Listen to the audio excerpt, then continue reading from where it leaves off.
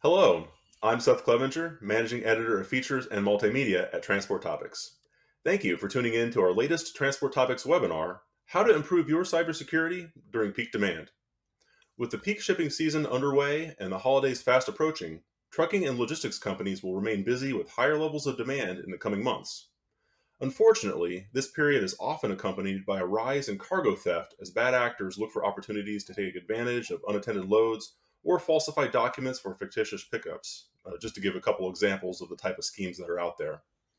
So, what steps can trucking companies take today to better secure their information, their assets, and their freight? To help us answer that question, I'm very excited to bring in Dr. Erika Voss, Vice President of Information Security for DAT Freight Analytics, for yet another conversation about cargo security and preventing cybercrime. Welcome back to the conversation, Erika. Seth, thank you so much for having me. It's great to be here again. So as I mentioned, this is a busy time in the freight transportation industry. Demand is high. This is really, when companies out there are the busiest. It can also get very noisy for security personnel out there during peak season and during the holiday shipping season, which is also right around the corner. Generally speaking, from what you've seen, Erika, is the transportation industry more susceptible to cyber attacks, identity theft, and other online crimes during these busier times on the calendar? Yeah, I mean, it's definitely a busy time for the transportation industry. I mean, it's surprising to me to think about, wow, we just wrapped up August. We're literally now going into what is going to be peak for all of us. It's an easy time, really, to lose sight of your cybersecurity. And when you're actually focused on wanting to maximize your sales, wanting to maximize your shipments, wanting to maximize even, your truckloads, it's a time where you really want to look and really take control of your security. I mean, when I think about that, I think about how do you partner with, the FMCSA, their carrier profile, making sure that you're using a true secure password. What does that actually mean to have a secure password? It's not your company name and your 123 with an exclamation. It's truly creating one. It's making sure, additionally that you're looking at the FMCSA and how they require you to verify your profile, and you want to look at, whether it's every 2 years. I always feel like I wish people would adopt more of the peak season is a good time to become new with preparedness and say, let's go out to that safer dot, fmcsa.gov and say, hey, let's make sure we're verifying our business information is correct. It hasn't been stolen. The data has been correct. It's safe. It's secure. It's a good time for carriers, really anybody, to say, hey, I should communicate what any changes are to their broker partners, and at the end of the day, the brokers, they might see a change, but they might not. But if you're actually proactively reaching out, from a lens of, hey, here's something you should be concerned about. I mean, that's really what it is. It's the piece where I always tell people set that pace for your business, which is really around setting that preparedness and continuous cyber education. Yeah, for sure, and a lot of basic housekeeping around passwords, like you mentioned, communications, and really just taking this seriously. So with that being said, what are some of the other top cybersecurity tips for trucking companies? Again, during peak season, heading into holiday shipping season is really just a busy time for our industry. What are some tips that you would like to share? Yeah, the biggest thing is much of like what I wish again more people would spend that time on is take a look at your identity. It's really around protecting your identity, or what I call the identity fabric. I can't emphasize this enough. It's, are you looking at your passwords? Are you looking at multi-factor? Are you looking at ways that phishing emails come in? Do you know how to recognize what is a bad email? Do you hover over the link and say, hey, this actually looks fishy or this looks funny? Do you actually report it the right way? Smishing is another terminology around those text messages that hit you. It just becomes higher. It's the prime time for any fraudster or any bad actor to really target you, because what are you doing at peak season? You're running faster. So, when I think about those cybersecurity tips, it's educate yourself, educate your employees. You really need to get into the mindset. As much as it's hard for us in a peak season, you need to make it a daily topic. Again, I talk a lot about setting that pace for your business. It's really around that preparedness and continuous cyber education. Yeah, so easy to cut corners when you're super busy, but that also can It expose you is. for sure. Yes, it does. Another facet of this, of course, is that many companies increase their headcounts, and add more credentials during this time of year, in the peak season. Of course, that can also pose challenges for cybersecurity. New hires need to be properly trained on best practices, on recognizing scams, and of course, it's also important to make sure you're hiring people that you can trust in the first place. So, what's your advice on how companies can navigate those challenges as they increase hiring or maybe add seasonal staff? Yeah, the big thing that I always, try to help people understand from an educational standpoint is separate from, cybersecurity awareness. It's really around make it more of a gamification style. Partner with your recruiting team, partner with your management, constantly talk about how to protect the user, how to protect the device, how to protect the credentials, your passwords. One thing I think that companies don't realize they should be almost more vigilant around, especially during the peak season, is are you conducting background checks? We like to hire so many people in such a mass fashion, but we're willing to forego the background check, which could be there's something in the background check you may not want in your environment. And so you have to almost also think about that physical security element. Again, a lot of it, I talked about that preparedness and that cyber education. But really, it is, for companies, when you think about, how you want to really just protect your identity as a whole, is what's that brand reputation impact mean to you? If you are a $100 million broker business, are you doing the right security controls? Are you doing the right cyber preparedness? Are you actually looking at how you issue a device, whether it's a phone or whether it's a laptop, and what they're actually doing with it?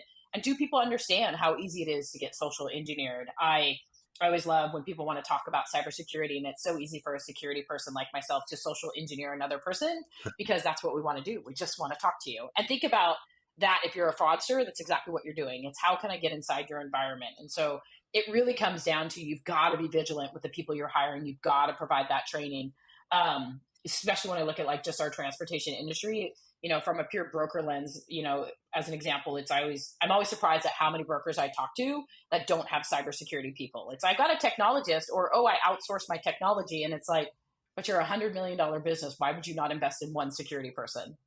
And it's like, well, I don't think I need one. Well, that's the what if game. The what if game is, I'm not going to get hit, but yet if you go out and you Google, data breach, or if you go out and Google, transportation disruptions, it's nobody has a continuity plan to recover their business, or nobody knows what to do in a ransomware attack, or let alone incident response. And so you've got to take that time to really invest in your cybersecurity posture. And, quite frankly, you're crazy is what I like to say if you don't think you're going to get hit. It's not about the if, it's about the when. Yeah. You have to prepare for this, right? I mean, you can't think You you're just do. going to fly under the radar. It's our Yeah, industry is a target. You know, we've seen that it in the is a last couple of target. years, and maybe you think you're not all that well known, and maybe you think you're a mid-sized company. We've seen a lot of mid-sized companies hit. You're not going to fly under the Yeah. radar, unfortunately. Yeah, and I think that's a good source too that people don't realize is, it's really about taking control of your security posture more than anything. And it's like you want to continue to be this growing fast business that's, doing all the great things. But at some point, what's the dark web saying about you? What's the black market saying about you? There's companies that are being monitored now that I pay attention to, that even in our transportation brokerage industry. But what else are people doing? Do people even pay attention to that kind of stuff? And it's where again you've got to take control of your own security and really realize like we as a transportation company need to be better as a diligence. Yeah, and I think your examples of hiring practices, background checks, and also just training new staff. Again, those are examples of some of the corners that can get cut during peak season. And Exactly. what we're describing here is exactly why it's so important to stay on top of that. Yes. Of course, in addition to hiring or bringing on more staff, transportation companies may also need to onboard new carriers they haven't worked with before to help keep up with demand during peak. What are some of the best ways for companies to avoid some of the bad actors out there and partner with carriers they can trust? Yeah, again, I can't emphasize this enough. It's really around taking control of your own security. This is a key area where trust is key, and you have to trust what you know. You've been in this business a long time. If it's truly too good to be true, why do you even think it's real? I can't believe how many times I've talked to customers or talked to, other carriers or brokers or shippers, and it's like the conversation comes up of like, oh, but I got this amazing deal. But do you really think it's an amazing deal? Like that's the red flag. If it's too good to be true, then why are you believing it? And so we have to take that moment in our gut and say, this actually makes the hair stand up on the back of my neck. It's probably truly too good to be true. Then why are we even picking that company? Separate from that, we all know there's tools or software that's out there to actually help companies, trust what their future is. Make sure you're leveraging those tools and those capacity and those, capabilities when you think about truly that trust element when you think about onboarding new carriers. You trust your money. For example, I always like to tell people with MFA on your banking app, why would you not do the same with your company? And so it's really around making sure you're actually, again, protecting your security, protecting your identity. One element I always like to tell people is that, the bad actors, the fraudsters, whoever, they live to catch us. An attack happens, again, every 29 seconds. An identity attack, they account for 64% of those attacks. And it's like, when you think about that uptick, from 2022 to 2023, there's been over 144, percent increase. And it's like, imagine that in 2024, when we continue to see fraud rampant, it's like, what is that number going to be for us? So if you're not truly taking control of your security and you're not truly vetting, the carriers or the people that you actually want to do the business with, then what is your identity fabric? Why are you shocked or surprised when you have some type of bad actor or fraudulent, thing hit you? You're not investing. Yeah. Another facet of this, of course, is companies need to protect themselves really on both fronts, both physical and digital. Fortunately, Yes. physical cargo theft is still common in the transportation industry. But here we are, of course, today in a very high-tech business environment, increasingly a high-tech business environment. A lot of thieves and scammers are carrying out fraud schemes in the digital world.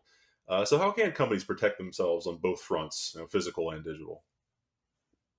Yeah, such a great question, Seth. And I think, when I talk to people about how to protect yourself from a digital perspective, I always ask them, well, what is it? What is it that keeps you up at night? We as an industry, we're not really familiar with using the right terminology. People talk to me about fraud and they're like, I have all these, breached accounts or hacked accounts. And I'm like, fraud is different than cybersecurity. Fraud is an output of you having poor cybersecurity. That's what it is at the end of the day. And so the scam, yes, it's about taking your money. And, when you think about it from a digital world, how do you prevent that from happening? Well, you have good password hygiene, you have good cyber hygiene, you're enforcing multi-factor, you're making sure your software is up to date, you actually have encryption of your data.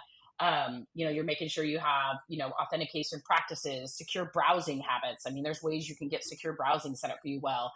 Phishing awareness and prevention emails. I mean, all these things we can continue to do and offer. An area I like to talk to people about is, what about your social media accounts? You're willing to lock down your Facebook or your TikTok or your Instagram or Snapchat to make sure you're not sharing, things with everybody else out there in the world. Why are you not doing the same with your social media accounts, in your work environment? Continuity is a big one that I don't think people realize. What is your actual business continuity plan if you have a disruption? If you're, down for 3 or 4 hours, what's that cost to you to be down? Is it $100,000 an hour? Is it $1 million an hour? Making sure you have the right business continuity plan or emergency response plan. What happens if your fleet gets sick or there's snowstorms, things like that? Like, you have to think about that even from a digital footprint perspective.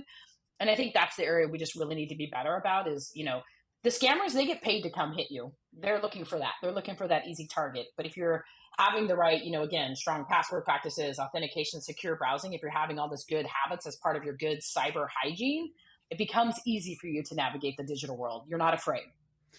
Yeah, for sure. And as we all know, the cybersecurity landscape is always a moving target, right? It's always shifting, always changing, and there are new ideas and new scams out there. So, what are some of the latest cybersecurity trends that you're seeing in the transportation industry, and what are those emerging threats, and how can the industry respond to them? Yeah, I think the biggest thing really, Seth, is, honestly, we lack some level of like cyber industry standards that actually helps us from a true transportation standpoint. Yes, there's things like ISO and other industry best practices or frameworks you can adopt, but if you're a North American freight company or logistics company, why would you adopt an international standard? Like, it doesn't really make sense. And so I think us as a community, the big thing I'm trying to really push for us is, let's get to where we have true zero trust transportation is kind of the concept, which is, here's the best practices you should do to ensure you have zero trust. You've got the right vetting, you've got the right multi-factor, you've got the right, secure devices, you've got the right security around your digital footprint. And you're saying, hey, here's how we can actually make things better for you. You've got a continuity response plan. These are areas, that I think you could just really be strong and actually just help us be better as an industry to come together. And so I'm constantly looking for people to join and want to talk about zero trust transportation, and something I'm really hoping to pivot differently for us just as an organization, which I think is key. If you're going to change the industry to not only prevent fraud, but have good cyber hygiene as a vertical, then you've got to be able to understand that there's cybersecurity things that need to happen, and having that good security or that good identity fabric is what's going to make us successful. The emerging threats, I mean, really the big thing is people don't understand what an attack landscape is and why it's important to them. We don't think, or we're not even willing to have the conversation about how we would recover from a ransomware attack. And I think that's scary. Again, I go back to that statement. If you're $100 million broker and you don't even employ a security person, or you outsource, security, like, what is your brand actually worth to you? Like, if you're not willing to invest in security, then why is it a surprise if you have a fraud problem, or why is it a surprise if you have security issues? It's like, you've got to think about that. The biggest emerging area that I think most people I would tell to is when you think about it from a threats perspective, you've got to pay attention to the dark web. You've got to look at your monitoring. You've got to look at threat intelligence. You've got to look at what the black market is doing.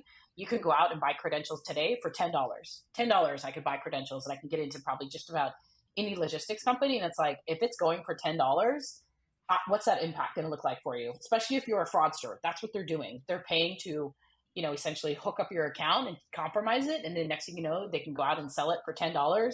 Like, and we wonder why there's such a fraud problem. It's just you're not doing the right monitoring there. So the emerging threat is really we've got to be better as an industry to come together. It's going to take all of us as a community to really tackle this, and we've got to think about how we do that with that zero trust mindset. Yeah, no, all very helpful, and we've certainly covered a lot of ground here. But what are some other best practices for fraud prevention and cybersecurity that we haven't already discussed?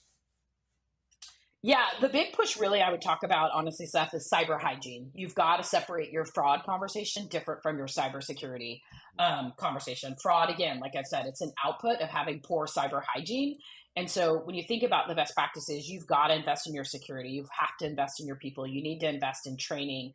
You need to take a look at the third parties that you're sharing information with or sharing data with. You need to take a look at who you're outsourcing to. Like these things all matter because these things are all a type of your attack vector or attack landscape that could actually hurt you. So the best practices, again, you've got to come back to take control of your security. You've got to look at, password management, multi-factor. You've got to look at SSO or SAML, federated login, things like that. You've got to make sure your profile and information is really updated with your FMCSA. I don't think I can emphasize that enough because I think that's been the biggest thing for me that I've seen since I've joined this industry is we have all this information out there, but we just let it sit. And it's like, if you're willing to go in and update your credit report every year, why are you not doing the same thing with your business profile too? And so those are the areas where I would definitely say these are better best practices to do. And again, as much as everyone freaks out about it, you need to go hire an Erika. Maybe not at that level of an Erika, but you should definitely make sure you have a security person in your organization. Yeah. I also think it's helpful to talk about what's at stake here. Cybercrime, of course, is something that can be very costly to transportation companies. We've seen this unfortunately too often, but these costs can, depending on the nature of the attack or what exactly happens, this can include the cost of stolen cargo. It could, just recovering from a cyber attack is a can be very disruptive and time consuming and very expensive. Of course, with ransomware attacks. Yes. Also, you mentioned earlier, damage to a company's reputation and business relationships with your customers and your business partners. These are all at stake. And they're all at the core of what you do in the transportation industry. Now, there are options out there. Of course, companies can invest in cargo insurance and cybersecurity Mm-hmm. insurance to help manage those costs. What are some of the top considerations that you think companies should keep in mind as they evaluate some of those insurance options in particular? Yeah, it's definitely going to be around your brand and reputation impact. I think another thing is you should be okay to identify areas where you don't know or where you think you might have weak ways that companies can get in or that bad actors essentially that can get in. Another thing I'd love to talk to people about is you really should do some type of cyber posture assessment. I always offer people, there's ways that I can come in and help you, or there's free tools out there. Like you should look at how you actually make sure your company is secured, whether it's the device in your hand, it's the truck you're driving down the road, and the electronics inside that truck that also can become an attack vector or a way that a hacker could get in essentially. But doing that cyber posture assessment is actually going to help your insurance be at a better rate. I know we struggle with having to want to report when we have issues, or nobody really likes to reach out when they've got a problem inside their company, but you're not going to get better as a company if you don't admit those areas. So when you sit down with your insurance provider, you want to talk about insurance options, think of all those options. What are ways that somebody could hurt me? What are ways that somebody could hurt my brand or reputation? And like quantify that truly from a risk perspective. And then you're going to actually know that you're getting the right value out of it doing insurance. Yeah, and I think on that, just maybe a little bit of a thought that comes to my mind when I think about companies that have navigated some of these situations, these cyber attacks, pretty well. Uh, they tend to be ones that communicate well. I think with their business partners, maybe the public at large. Certainly their customers. So they're apprised of the situation, and that can help a little bit on that. Maintaining those business relationships and the company reputation. That's I think some companies that have stood out during cyber attacks by doing that. I think that is Correct. part of the conversation as well. Now, I think that beyond, of course, prevention, we'd love to prevent every cyber attack and stop them before they can ever happen. But statistically, we know that that's probably not possible. You're likely you're going to encounter this at some point if you're a business of any size. So companies should also know what to do and who to turn to if and when they encounter a theft event or a cyber attack. Erika, from your perspective, how can companies be ready to respond quickly and get in touch with law enforcement and their insurance providers in an effective way, if and when they encounter a cyber attack? Yeah, great question, Seth. I think I'm always one of those people that I love to say I'm old school. I have, numbers written down on a piece of paper. I laminate it. I carry it with me in my wallet, kind of like an insurance card.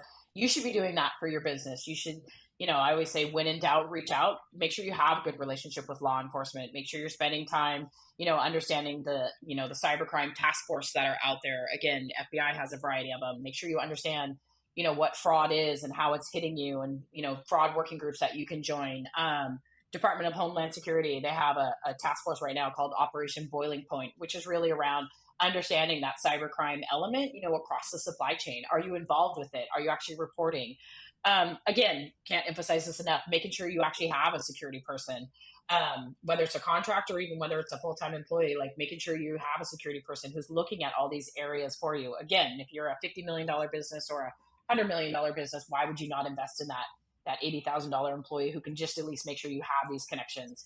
Another good key area that I really like to talk about when you think about how to get in touch with your law enforcement is do exercises. Do you have an incident response plan that's written down? Are you looking at good cyber hygiene of if I had to make that 911 call, what does that look like to law enforcement? Naturally, if you're reporting cybercrime, it's not going to be a 911, but like, where is the number? How do you do it? Most people will Google and go, here's how I want to report a cybercrime or a cargo theft or things like that. And it's like, where does that actually take you? And before you know it, you're spending an hour on the web trying to figure out how to get in touch with somebody. After that hour, you're so mad or so, ticked off that you're just like, forget it. It's not worth it. But it's like, that's because you're not exercising that plan. You want to have some level of response in place for you. Write it down, laminate it, talk to your local law enforcement office, talk to the FBI, things like that. There's capabilities you can also download. Make that part of just a good leadership decision that you're constantly practicing how to do some level of response. So then when it does happen, you not only are given the information quick and fast, but you're also, again, you're protecting your business and you're making sure you're doing the right things, because next thing you know, your insurance provider is going to ask for those same details and they're going to want to know the steps that you took. So if you create that incident response step checklist, it's just going to make you all the more better. It's going to separate you apart as being a better delivery person or a better broker person or a better shipper or carrier, whichever you want to call it. Like, it's just going to mean you're more prepared to deal with the types of cyber crimes that are hitting us today. Yeah, that's all stuff to figure out, in advance, not It as is you're dealing with not an attack. not during that incident. Correct. No, so I want to talk a little bit about DAT as well here. Of course, as a load board operator, DAT is really right at the center of freight transactions. Could you just tell us a little bit more about the steps that DAT is taking to help prevent fraud and also just identify and remove bad actors out there in the industry? Yeah, the good thing is I mean, again, we only host the load and the truck posting, and so that transactional piece, it happens away from our actual network.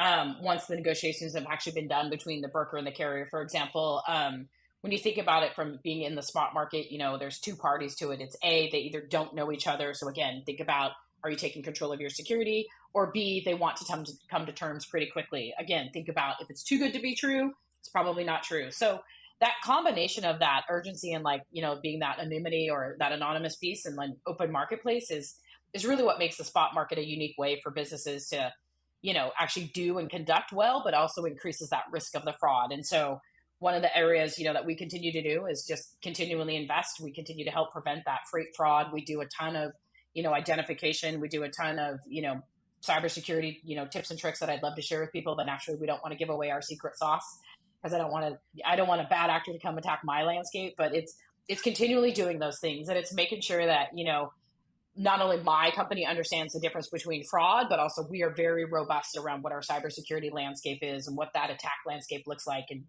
the more we invest, the better it just becomes for us as, being DAT, but also how we can actually help change the industry. And I think for those that have gotten to know me just through the short time of being here, that is what I'm here for. The position and the passion that I have is I will change the industry for us. We are going to be better from a cyber perspective, and I'll continue to beat that drum of like zero trust and how that's going to help us be stronger. And that's really what it is. We've got an incredible trusted network. Let's just continue to bolster that. Yeah, and of course, you think about the transportation industry is so incredibly fragmented. So much of the work is done by small carriers and small brokers, small business. You'll never know everybody. You couldn't meet everybody in this industry in a Correct. lifetime. So it's always going to be interacting with new companies, new businesses, new small business.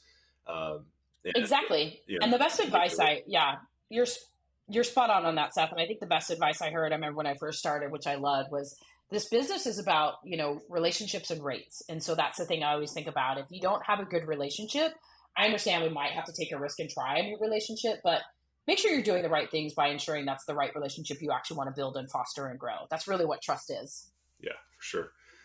Before we wrap up this conversation, Erica, I just want to open it up now to any parting thoughts you'd like to share with our viewers. Yeah, again, I think the biggest thing for me is it's as I think I've probably consistently said throughout this entire discussion we've had is please take control of your security. I mean, make sure you're partnering with the FMCSA. You're looking at that carrier profile. You do have good secure passwords. You have multi-factor set up. Make sure you're looking at the FMCSA and how they require you to verify your profile every 2 years. Don't wait for 2 years. Make it just part of good cyber hygiene as I think about that. You can't do enough about just what we want to say with our carriers and how we communicate changes. Like you should be doing the same naturally, of course, as you work in our logistics industry. The probably other like parting things I would say more than anything, Seth, is on behalf of DAT, I can't thank our nation's drivers enough. Our truck drivers. It's National Truck Driver Appreciation Week. This happens from the 15th through the 21st, which I think is awesome. And it's really, from DAT, we celebrate this all month long. And then naturally, as a good cyber person, it's National Preparedness Month. So great time to really take a look at your activities and think about how you're actually prepared for peak season and that you're getting ready for it. And then, of course, I can't get people excited enough about October is, National Cybersecurity Month. Use that time, reach out, take a look at your cybersecurity posture. You have good cyber hygiene. And again, when in doubt, reach out. I'm here to help. I will always be a resource. And let's just continue to make our industry better. Well, those are some excellent closing thoughts, Erica. It's been great to have you back on the program to really discuss a topic that in the last several years has just become much more at the forefront of the industry and is certainly needed. So I appreciate this conversation and was very happy to continue with it here today. Thank you again for joining us and sharing your insights. Really appreciate it. Awesome. Thank you again, Seth. It's always a pleasure with you.